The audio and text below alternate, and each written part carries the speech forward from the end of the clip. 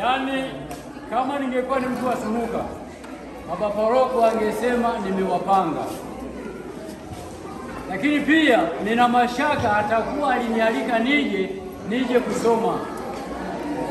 Siku ya Jumanne tukiwa jimboni kitu kama hiki kimefanyika. Mapadri wengine wamepokea zawadi.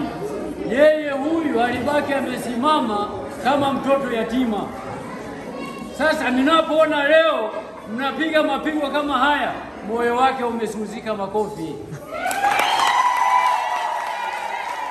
Na paroko mwenzake alimpata mtu wa kubahatisha, alimtunza 1000 hizo 5000. Sasa kwa mapigo kama haya mmepiga yale ya kule jimboni. Asanteni sana, tunawashukuru sana. Yaani mmegusa, nirudie maneno yangu, mnanipa matumaini. Mwezi wa 7 yatakuwa mafuriko. Asanteni sana.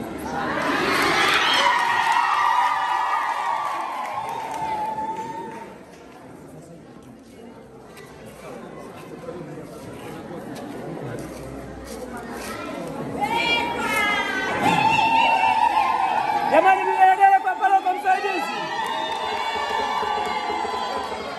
Hajachelewa sana. Haja?